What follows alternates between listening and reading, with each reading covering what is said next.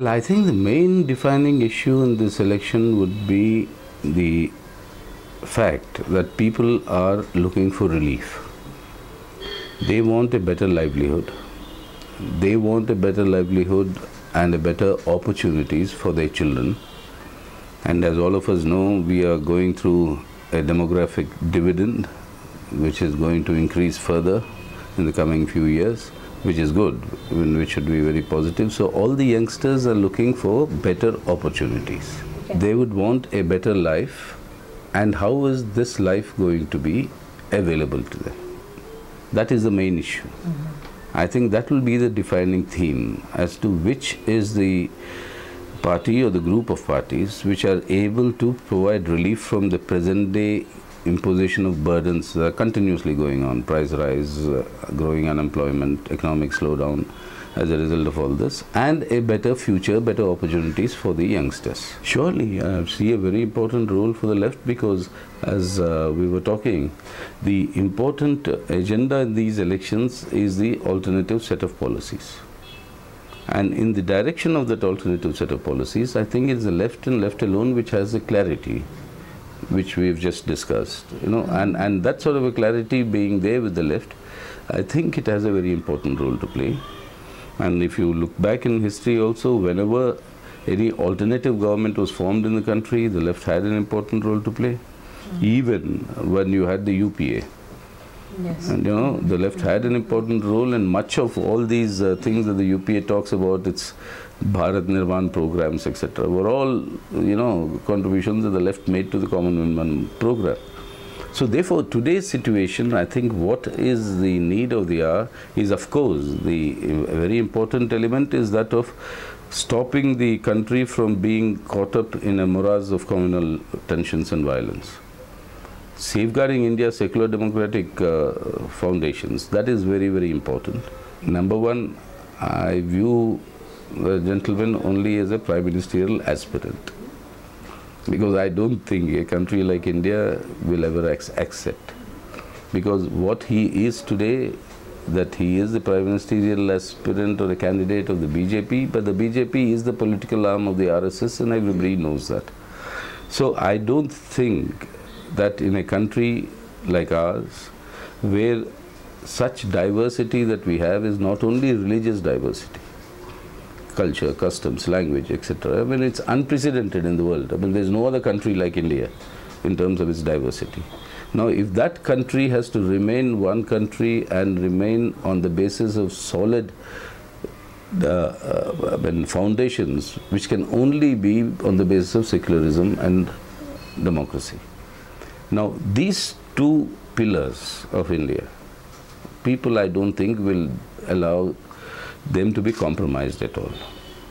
So I don't think India, as we know of it today, can ever be ready for somebody whose whole outlook, whose whole philosophy, whose whole work method, like we have seen in Gujarat, runs contrary to this collective ethos of our country. Number one, I don't think he's achieved this, but number one, I mean, it has been a campaign he's been on for almost a year now. Now, somebody campaigning for a year on this thing is bound to, be seen and heard in various parts of the country. And it's not only been a campaign that lasted for over a year and continues, but it's also a campaign that has been backed by a tremendous amount of resources. A huge amount of resources, and the sort of a campaign management that Indian politics has not seen of this dimension in the past. Now, it's a different matter from where the funds are coming. I mean, what it is, that's a different question altogether. But that is something that therefore, it's not surprising that you have only for 1 year that has been the only candidate on the canvas, so to speak. But India is India. You just look at our country and look at the tracts of India. If you just take coastal India, you will have something like 1/2 of the Lok Sabha number of MPs that come from the coastal India. From Gujarat that way down to Bengal. Okay, all the way up. More than half of your Lok Sabha will be there.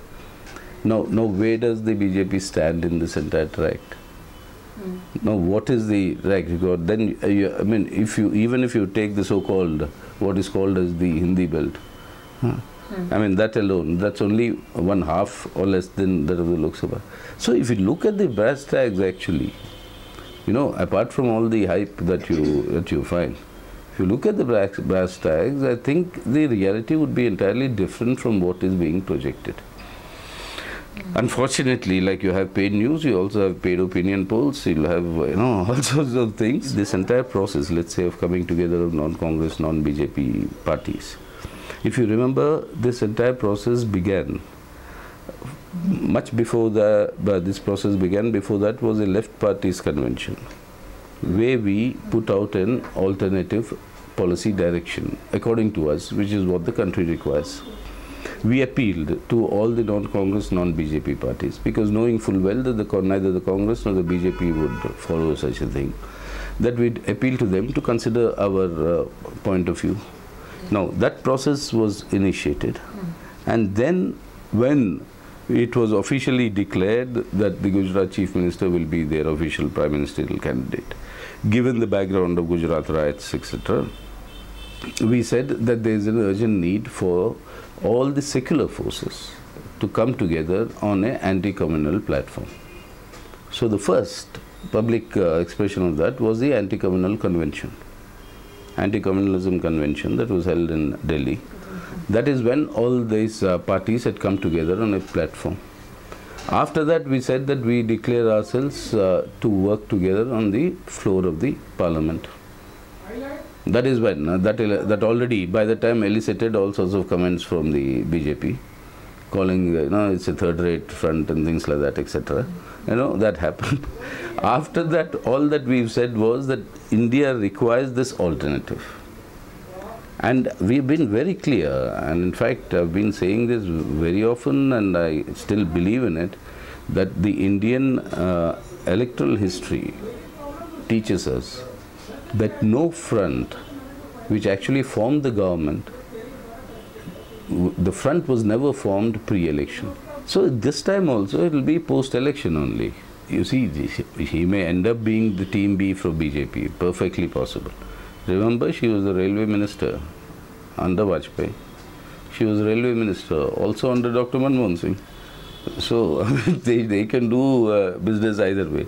But the point is, far from weakening the left, I think the entire fiasco of what happened at the Ramlila Maidan, the subsequent statements by Anna Hazare, have only strengthened that if at all there is any policy-based alternative in the country, the main articulation of that comes only from the left.